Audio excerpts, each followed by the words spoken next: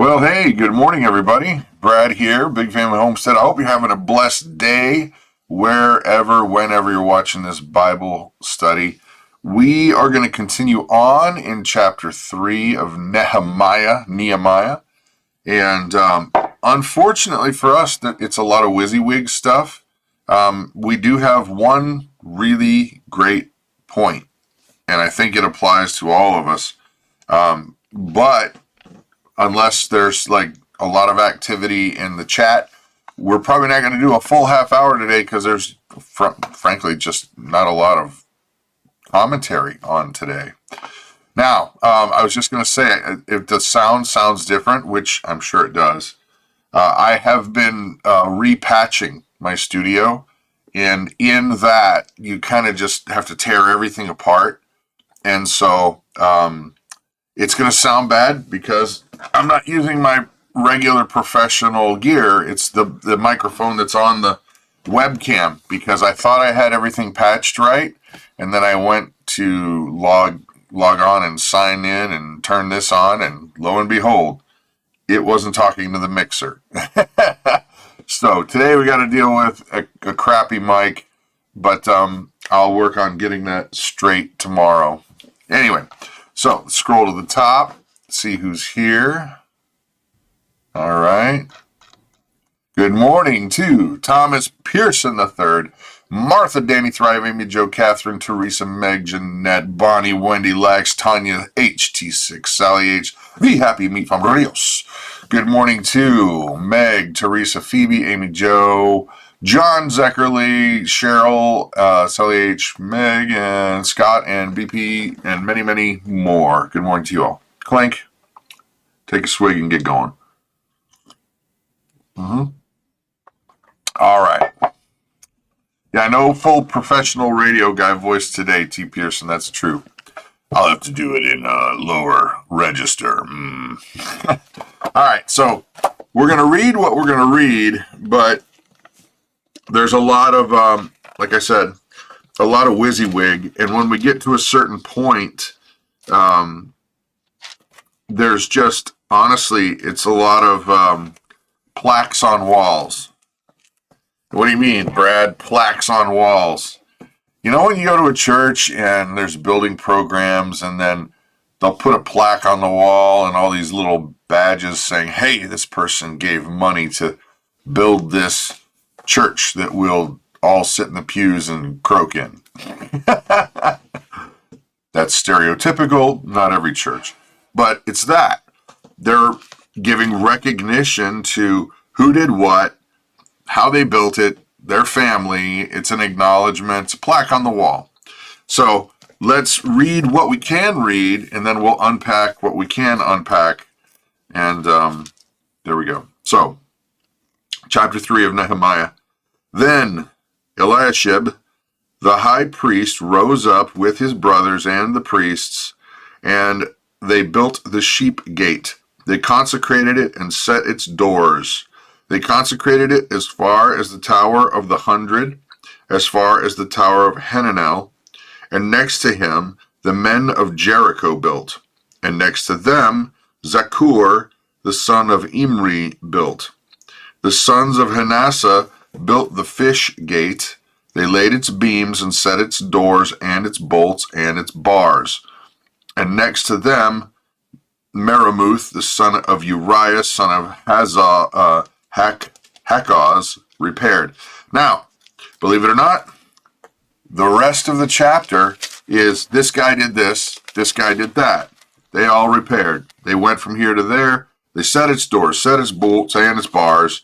They repaired 1,000 cubits of the wall to the dung gate. Then Malachah, which I can't pronounce, ruler of district of Beth Hakaram, repaired the dung gate. He repaired its. I repaired it, rebuilt it, set its doors, set its bolts, set its bars. And that goes on, honestly, till the last verse of this chapter. We're going to get more into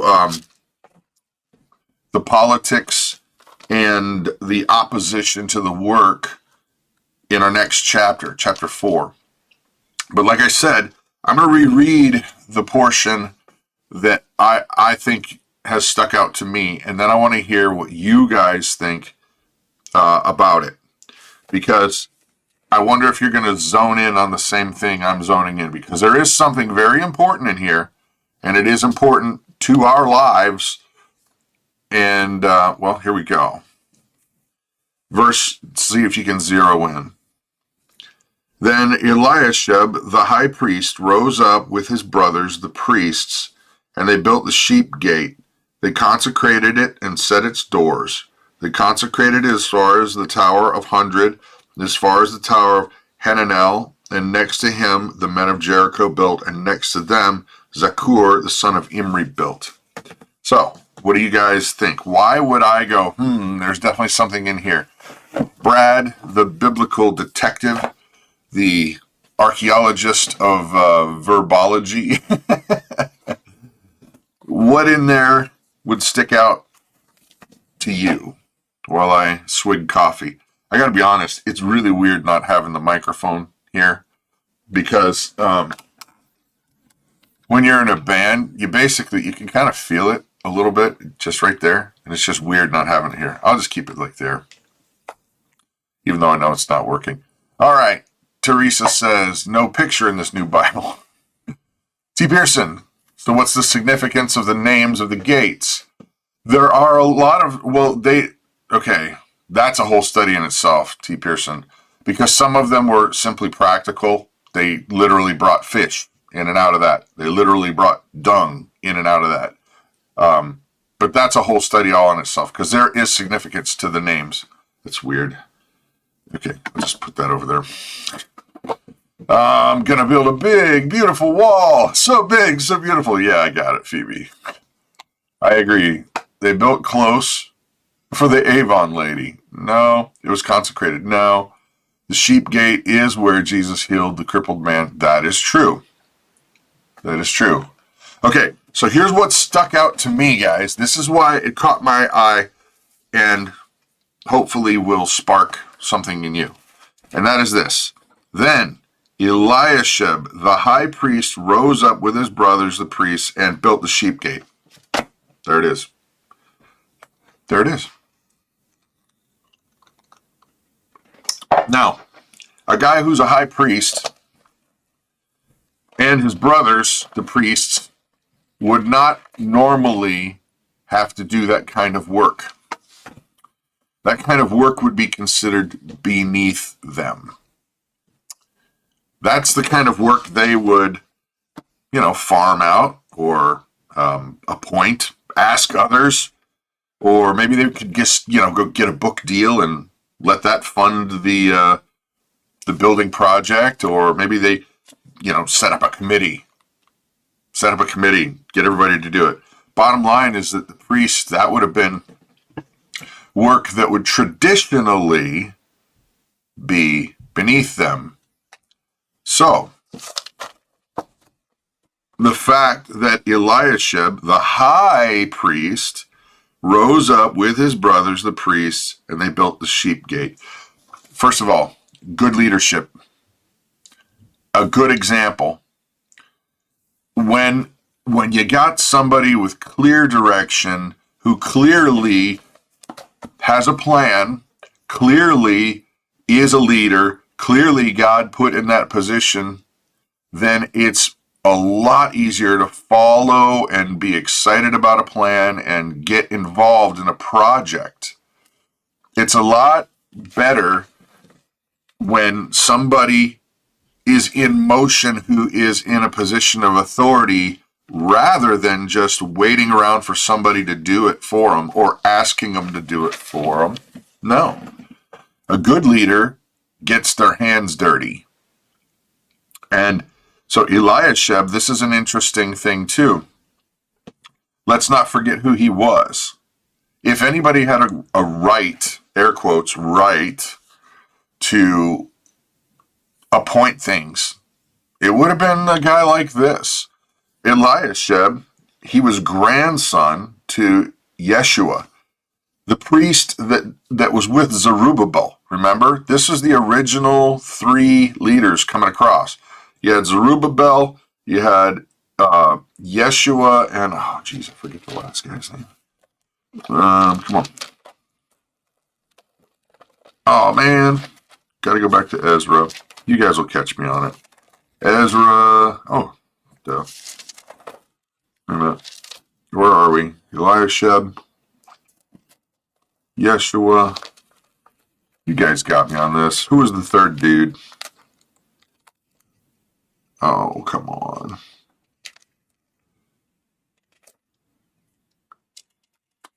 Anybody? Anybody? I can't find it right this second, of course. Yeshua, Nehemiah. That was it. Big duh moment. Okay, so this guy he's a priest. He's the high priest, and he's the son of one of the guys that came. The original 3 big leaders, right? So if anybody had an air quote right to start appointing, it would have been a guy like this. But you know what he did? He looked around and saw, guess what? The very best thing to do is be a good example. The very best thing to do. So, Thomas Pearson III says, I think this shows that we all have something we can do. Yes, but we can't do it all. Okay, I agree.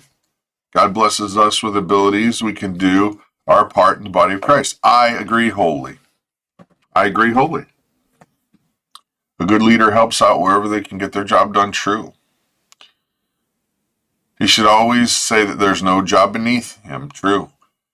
If he expected someone to do it, he wanted to experience it. He was a good boss. Yeah. Not afraid to get in there. Get your hands dirty, even as a priest.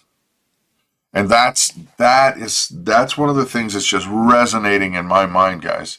How many, I mean, we have exceptions to the rule, so I'm just being stereotypical. But how many people that we know of that are pastors or teachers or deacons would view cleaning the toilets beneath them? Because honestly, if they do, that's somebody you probably don't want to invest your time with. If somebody is not willing to do the things that they're asking somebody else to do, well, that might tell you that they've got a serious chip on their shoulder. Or maybe they've got some kind of attitude that they are better than you. And if you've got a pastor or a teacher or a deacon that truly thinks they're better than you, or their time is far more valuable than your time, you're probably spending your time with the wrong people.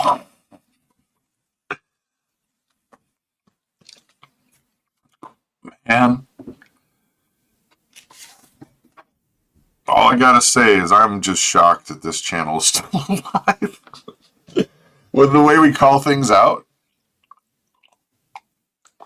I mean, this one will be fine because we're calling out pastors. The left doesn't mind when you call out pastors, when you point out flaws in the church. They don't mind that. That's fine. T. Pearson says, same goes for us. We need to be willing to humble ourselves and to do the hard things, even when we don't want to do them. Man, it's like he's got a crystal ball. That's where I was going. That's exactly where it is. If you can see that your leadership is out there doing it, why aren't you? You know, one of the things that I learned when I was a subcontractor doing video work for the world's biggest motivational seminars. It's called Get Motivated Seminars. And I was a subcontractor. I did video production for them. So they'd have an event, and then I would have a room set up like in an NFL locker room or something like that at an arena. And then they would do their little speech like somebody big, like Peyton Manning or whoever. And then they would come into the room where I had set up lights and cameras and all the whole nine and do a 60-minute style interview with them. And then they would sell that. Well, here's the thing. I was doing pretty good in that company, even though it wasn't, I was a subcontractor, right? So I would get bored because most of the day and most of the time I was there, you'd sit around and you weren't doing anything. So I got to helping out some of the people that worked for the seminar, and I wasn't doing this to be like that look at me mentality. I honestly just started developing relationships with these people and wanted to help them out. It's like, oh, I got to set up these tables. Oh, I got to do this. Or they would literally air fill hundreds of beach balls for a certain part during this thing when they'd throw the beach balls out there and everybody go nuts and there's songs and dancing and yada, yada, yippee skippy. Well, one day, I was just helping out with their tables when they were doing their little sale thing. They ran out of clipboards and then they ran out of this because they were doing so good. And this is a true story, that I was doing what I was watching the bosses do just because I wanted to help out. I wasn't looking for anything. It wasn't my company. I wasn't getting paid by them. I was getting subcontractor pay. I was getting paid to do video. So one day I get called into the boss's, the VP's office, and then a friend of mine who would soon be a VP named Patrick was there, and a bunch of the other leaders for Get Motivated, and they're watching these, like the video repacks of all of the things. And the sale was going, and somebody had taken video of their sale with the little clipboards and blah, blah, blah. And the VP, PP, whoever, he pauses the video and goes, "Who's that guy? That guy right there with the funny, crazy orange hair, spiky orange hair. What's he doing with, he's got our clipboards. He's got a box of them. And wait a minute, he's walking around to the other table. Wait a second, he's handing out clipboards for sales. Who is that guy?" It was me. I was just trying to help out. And he stopped the meeting, gave this big, long diatribe on why it was to go above and beyond. And this is a great example of above and beyond. And I got promoted. And then I got better pay. And then I got better in friendship with the vice president of operations. Became a good family friend. And God had used that attitude of, there's nothing beneath me. I'm just here to help.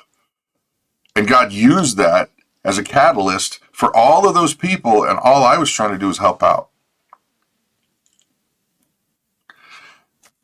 You never know who's watching.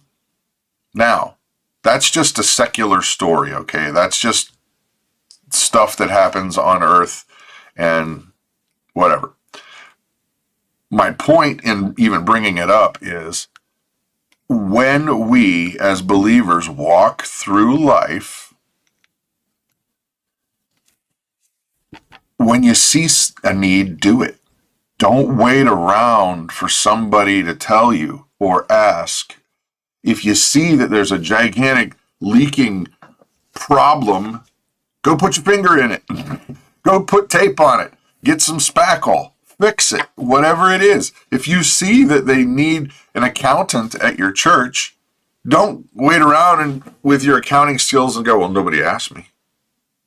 Go tell them, "Hey, I'll help out. I'll do it." You think they need help? Yeah, they need help. So that's honestly the main message. I'm looking at the clock. It's the main message that I'm seeing here today. The high priest was not above building. He was not above carpentry. He was not above getting dirty or carrying things or smashing his thumb with a hammer. Because his mission was for God, not for all the stuff of man and for the accolades of man. It was because he saw the need that we've got to rebuild this city. So, the question then, T. Pearson, if God shows you the need, there probably is a reason. That's true. Sounds like kids walking past trash on the floor. It's not mine. You touched it last. Or if you see someone crying in the corner by themselves, go be the Good Samaritan. True. Some of the greatest generals have directed traffic to help his army moves swiftly to the battle. George S. Patton. Yeah. It's true. It's true. So, same thing happened in the bee world. Some are fascinated by bees but don't want to do the work it takes to get good at it. Interesting. Yeah. Yeah, so there it is, guys. Tomorrow is Friday. I think we'll be hanging out with the Bulletproof Pastor. I think.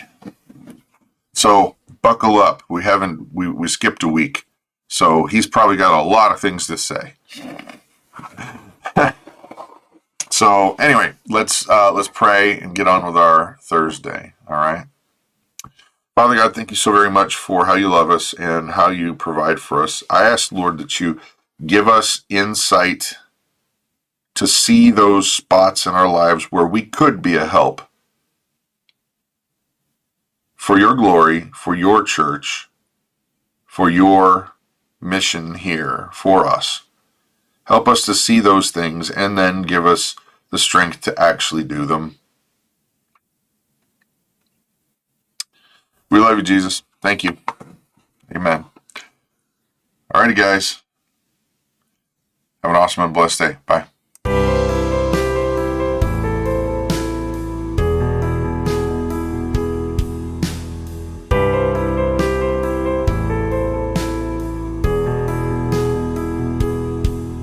Unless the Lord builds the house, those who build it labor in vain.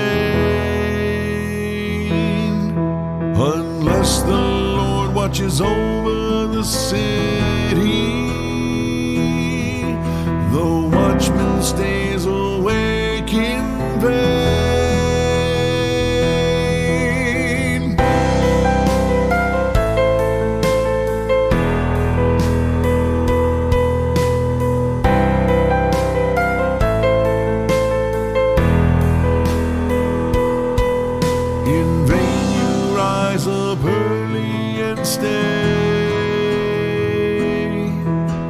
Plate toiling for food to eat,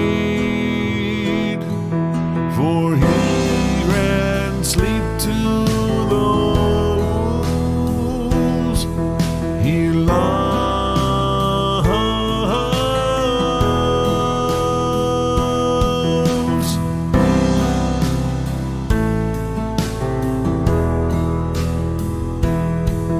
Unless the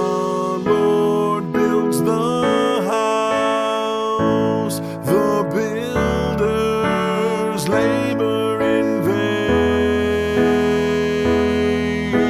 Light dawns through darkness for those who call your name.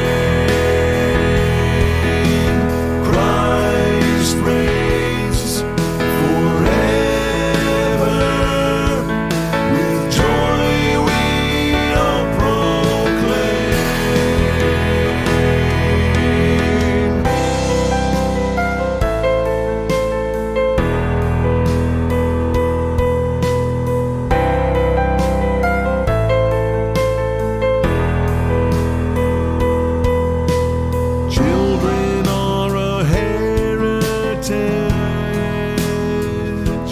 from the Lord, offspring a reward.